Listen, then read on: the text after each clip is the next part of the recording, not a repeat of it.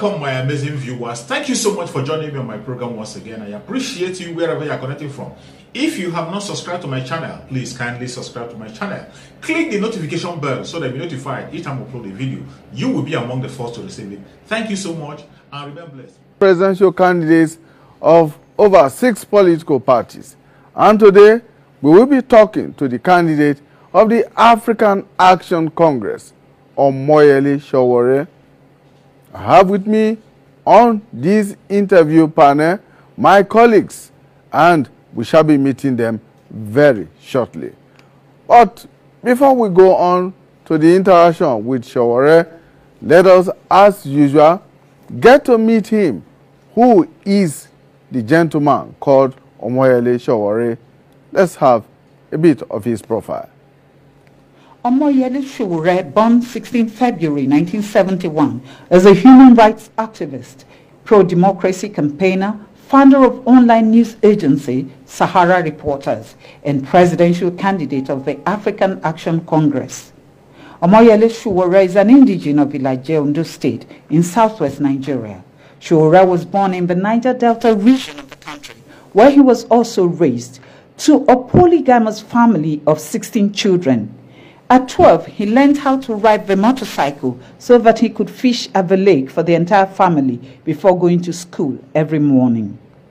Sowore studied geography and regional planning at the University of Lagos from 1989 to 1995, with his academic program extended by 2 extra years after being expelled twice for political reasons and student activism. He was the president of the University of Lagos Student Union government between 1992 and 1994, where he was keenly involved in anti-courtism and anti-corruption advocacy. Sowore holds a master's degree in public administration from the Columbia University. He also played a key role in the actualization of the June 12 mandate. Sowore led 5,100 students in protest against the Nigerian government in 1992. The protest resulted in police opening fire and 7 persons being killed. Sowore was arrested and tortured. Omoyele also got involved in the demand for democratic government taking over from the military. In 1993, this resulted in several arrests, detentions, and life-threatening treatment by government officials. He started Sahara Reporters in a small room in Manhattan in 2006 to fight corruption and wrong government practices. Sahara Reporters is supported by grants donated by the Ford Foundation and Omidia Foundation. As part of its policy, the medium does not accept adverts and financial support from the Nigerian government. On February 25, 2018, Sowore announced his intention to run for the position of president in the 2019 general election. In August 2018, he founded a political party, the African Action Congress, on which platform he will run for presidency. Right, thank you so much for staying with us, Face the Nation. And 2 of my colleagues are here with me. Amos Dunia is the executive editor of Forefront magazine. Thank you so much for joining us, Amos. And also joining us is Philip Yam, who is a political correspondent of the New Telegraph newspaper. Philip, thank you for joining us. Our guest is Omoyele Sowore, who is the presidential candidate of the African Action Congress, AAC.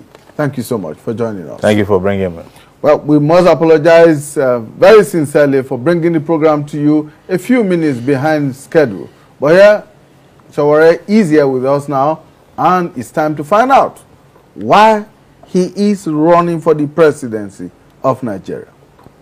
Thank you for bringing me once again, and good evening to Nigerians. I am running to become the president of Nigeria in 2019 because for 58 years since independence, this country has been governed by leaders who do not understand the country Nigeria, who do not understand its people, and apparently has not had interest of the people at heart. And I have been through 7 presidents in my lifetime, since 1989 when I entered the University of Lagos, and have seen how the last president was better than the next one up until today, because there is standards for running a government has been completely absent. And where we are today is that Nigeria has been left broke, with huge unemployment numbers, with children out of school, becoming a country where you're likely to die before you reach the age of 5, and recently became the country which is the poverty capital of the world, whereas other West African countries or other sub-Saharan African countries are doing better than us. We are getting worse. But we stand here deceiving ourselves that these things will change if we don't change the players who are gaming us in this country. And people like me who have always stood on the side thinking that we can help them shake the trees when the fruits are ripe would have a different country if we don't step into the ring. I've suddenly realized that we are deceiving ourselves. I'm 47 years old. The people who fought for independence in Nigeria started doing it in their 20s. The Azikiwes, the Awolowos, and the Ahmadu Bellos, the Tafawa Balewas made this country even a better country in their 20s. As a matter of fact, President Buhari was 34 years old when he was the Minister of Petroleum Resources. There were refineries then. He came back 40 years later. He can't fix the refineries. The former Vice President, who is the PDP presidential candidate, Atiku, ran for presidency in 1992 when I was in the university. The Minister of Agriculture in Nigeria today has been around since the days of Lugard. I'm talking about Audu Ogbe. I'm just exaggerating there. These guys have no ideas. I'm not quarreling against their age. I'm quarreling against the age of their ideas and the fact that they have no capability. If you leave this country in their hands, in their care for the next 40 years, they have nothing else to offer.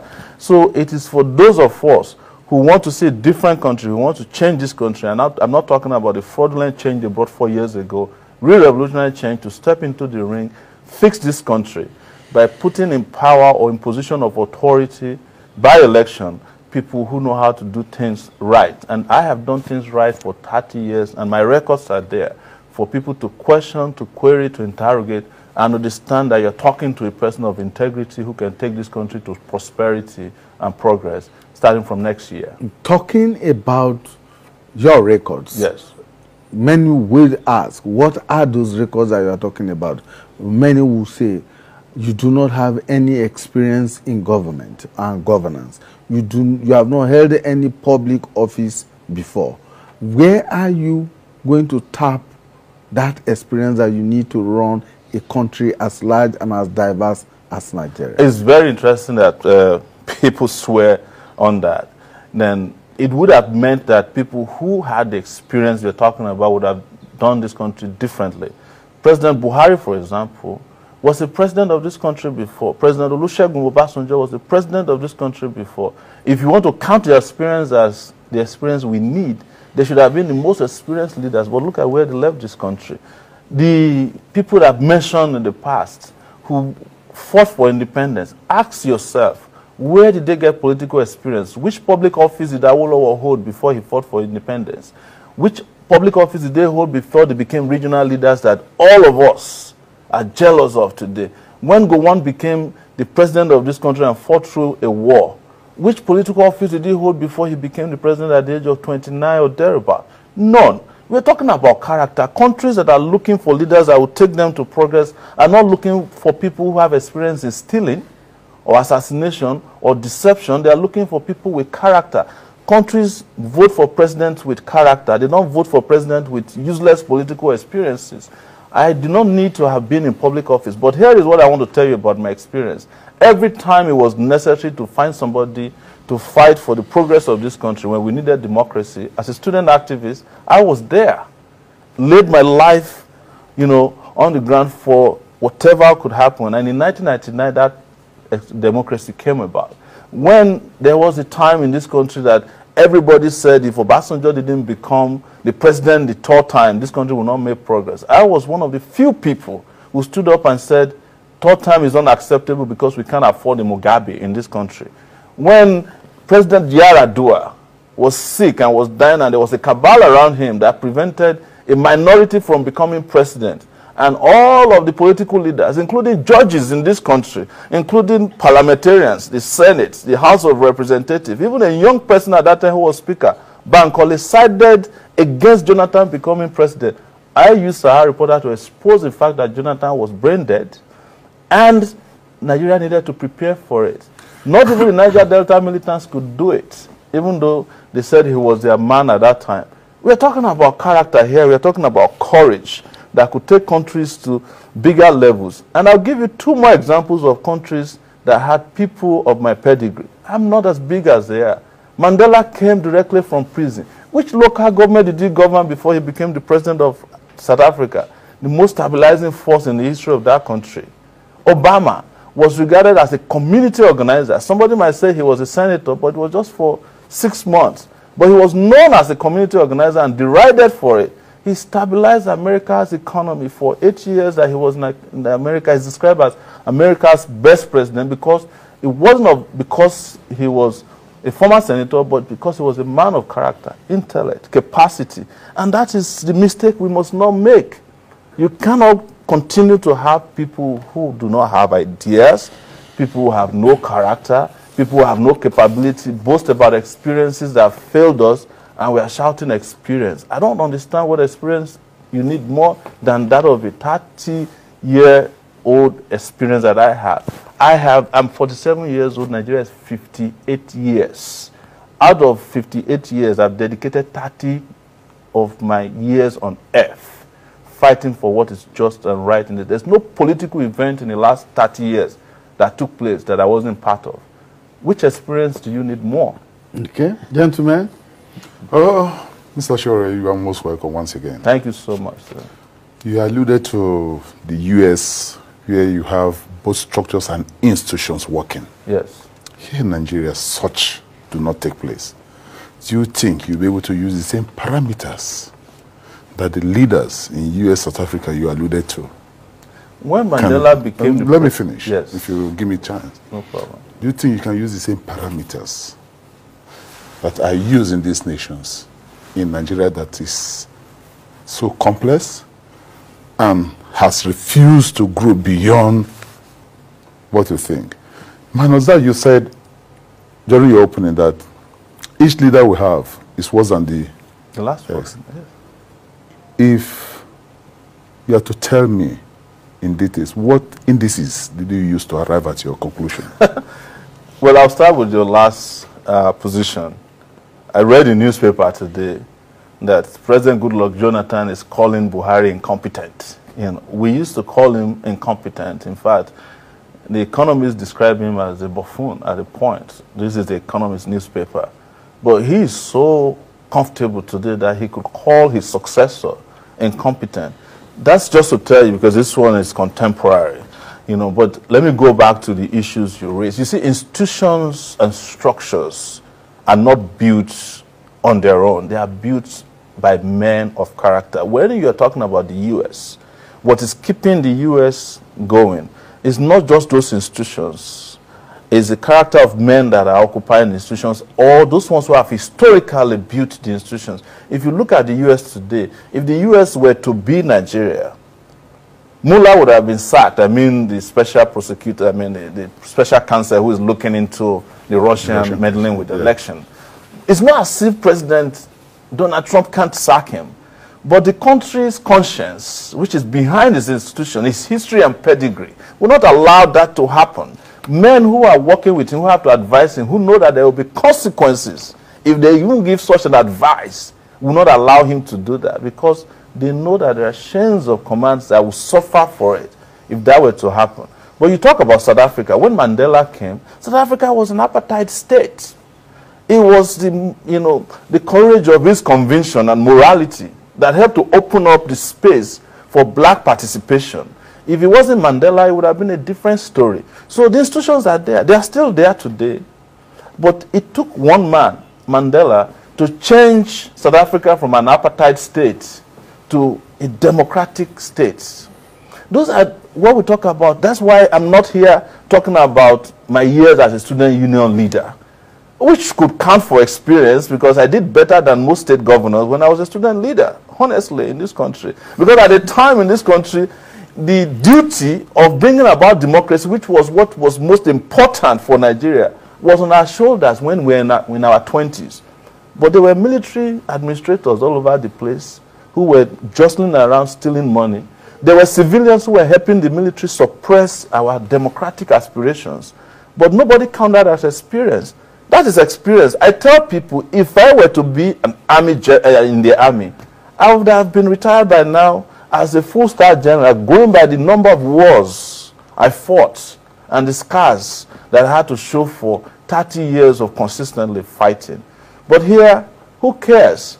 You know, people are looking at those who destroyed the country, and we are rewarding them on a daily basis with socio-political promotions. We are giving them titles. We called some of them GCON, GCFR, and you look at what they did, they destroyed this country. But for those of us who have fought on the side of rights, what do we get? We get derided. They ask me, where's your experience? Some people will even ask me, why don't you go and run for local governments? You understand?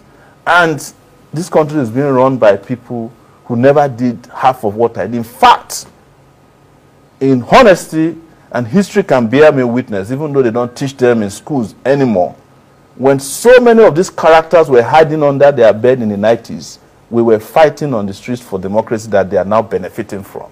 And I can mention their names one after the other, but there won't be time for it, and that's not what we are here for. I'm here to project to you why I'm going to be your best president ever if you make the right choice next year. Now, Philip, before you come in, let me ask, when you formed your choice of the AAC as a political platform to run on? Well, you know, what does the AAC stand for? Okay, as of today, it is the African Action Congress, and the reason we chose the word Africa is that we are looking beyond Nigeria, because the entire African continent is actually looking up to Nigeria. In fact, the black race is looking up to Nigeria to be liberated, so that they can find their own meaning and dignity as well. That's why the word Africa is there. And because Africa, of course, needs action, we must match all of our rhetoric with action for us to make the progress we want to make. Look, I was in South Africa recently, and I was invited on an interview. I spoke for 5 minutes. They shut down the interview. What was I saying? I said, look, the moment I become the president of Nigeria, the treatment you made out to Nigerians will stop. They were scared. They don't want somebody to say that. They didn't understand that the president of Nigeria is practically the president of Africa. And I'm not trying to be territorial here, but that moral voice is important on the continent of Africa. You know, and it is true. Look at the only time that Nigeria just pulled its weight on South Africa when they were doing the nonsense with yellow fever cards. The next day, everybody sat right. But you know where we are today is because every other person is doing well, and Nigeria is not doing well. We did Ghana must go. Ghana is planning Nigeria must go now, because Ghana has moved from where they used to be in 1983 to better than where we are.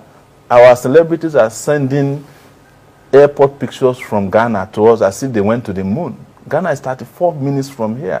There's no airport you can send its pictures from here because of mismanagement of not just our resources but our space, but they've also mismanaged our mentality to the extent that people have become mental slaves. That is why even young people don't have that pedigree to think that it is possible for a child of nobody to be the president of Nigeria. You're only good as far as they are concerned as becoming the local government chairman, not the president, because they don't even think of you as somebody who's capable of doing it because you don't have a name and you're not part of the people who are, of course, sanctified to be president of Nigeria. And that's what must change now.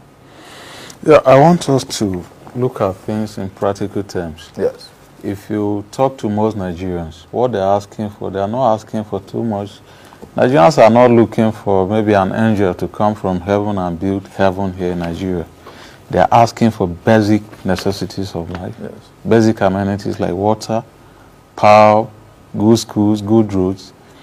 Now you want to be president. Yes. How do you intend to provide this for Nigerians if given the opportunity within the tenure of your administration?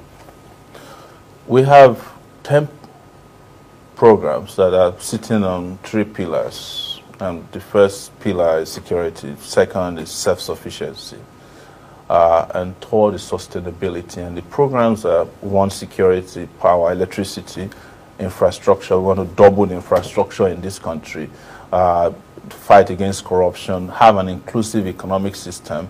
I'm not discussing the economics of World Bank structural adjustment program that destroyed this country. I'm talking about an economic system that is built by Nigerians and Nigerians can be proud of. I'm the first candidate to propose a 100,000 minimum wage for workers in this country, and everybody, there was an uproar. Some 2 weeks ago, South Africa is paying 126,000, equivalent of 126,000 naira. We want to restructure this country, but we have disagreement with the restructuring that was couched as a political party.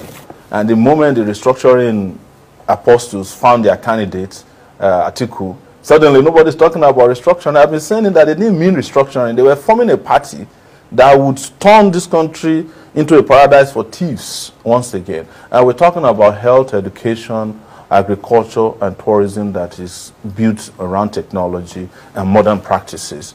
So you are not asking for more than basic things, right? But you know what I found out having traveled around this country, having done about 32 states in the last 9 months, is actually that we can turn this country into a paradise as well. There's no big deal about it. We can move our electricity supply from 3,000 megawatts to 24,000. Using solar energy alone, you can do 4,500 megawatts. Morocco just did it. You can Google it and find out about it. Tunisia is doing it. You know, our gas system, there are 9-point-something billion cubic feet of gas in Ogoni land alone. That means that we have gas supply enough to provide gas turbine-driven electricity that can last us for over 40 years. But you cannot go near Ogoni land today because of the way these same leaders destroy the environment there, kill the people there, and don't want to resolve the problem. They only pay lip service to resolving the problem. We have said we will provide 5-point-something million jobs for young people, and it's not a promise that is based on just promises. We laid it down by saying we want to build 17 million units of housing, just the same way they did in China. For those who like to talk about China, they have what they call ghost apartments. Apartments that have been built that has not been occupied, even though they have over 1 billion people.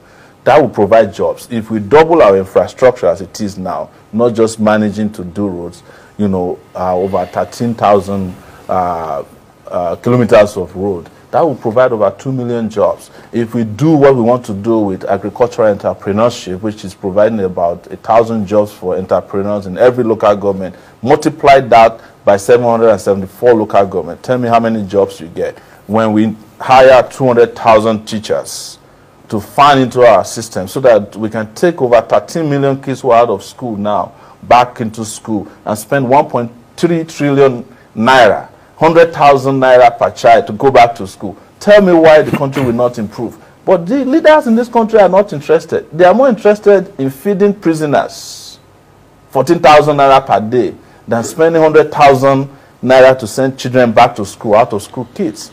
I want to pay students who are going to university study allowance as well so that they can stay in school and focus on school. And anybody who's going to school and get that study allowance, if you come out and you work with the federal government, maybe as a teacher or in any public position, we forgive the grant. But if you go and find a job in a bank in the private sector, you pay us back with interest. That's how it is done in other places. I'm just giving you this because I know there's not enough time. And this is the reason why I cannot wait to debate so many of these guys. And you heard that we're excluded from the debate because they're afraid of these ideas that will ignite growth, the kind of growth and development that will make Nigeria live above the basic necessities of life. We've been talking about basic necessities of life since I was in primary school. We should not be talking about that anymore. People are entitled to live on paradise on earth if their countries can afford it. And our country has shown that they can afford it.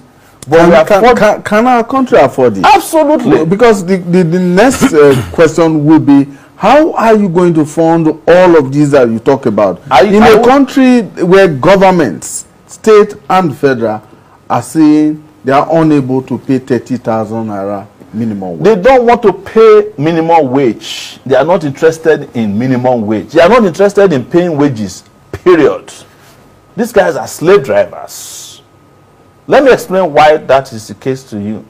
There's an argument going on between Fayemi in Ekiti State, Kayode Fayemi, and his former governor, Fayose. And Fayemi found out that Fayose had 18 billion naira given to him through the Paris loan refund. He never paid workers. Why? Because they needed the money to do elections so that he could put his puppets to cover up his behind for him. Fayemi probably would do the same thing, because the money that was supposed to use to pay workers in Ondo State was used to help Fayemi do see and buy in Ekiti. You understand? So why would they pay workers when the money that is supposed to go to workers is more about money they're interested in using to buy voters? These are the kind of leaders you have. They're not interested in paying workers. The one in Kogi State. You are making some very weighty allegations. You are making a presidential candidate. Allegations that you possibly cannot back up with facts. I will back up with facts. Look, I'm in this country. I'm also a reporter. Like every one of you sitting here, whether you don't accept me or not is a different issue. But I'm a reporter. I run Sahara Reporters. I have backed up all this. In fact, so many of the allegations that went to court now that they are trying in court, they first of all appeared on Sahara Reporters. So I'm not lying. I'm not lying that there was Paris reforms that were stolen by governors. There was. Thank you so much for your patience to watch from the beginning to the end. I hope you have learned something from the video you have just watched. The video you have just watched is to bring information to your doorstep and for educational purpose. It is not to demonize anybody. Let us watch continuously and see who can be able to make a sense out of every nonsense we are seeing. We must continue.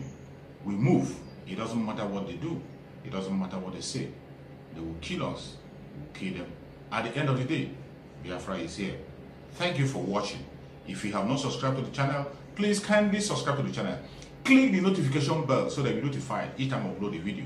You will be among the first to receive it. Thank you and remain blessed. Bye-bye. See you again.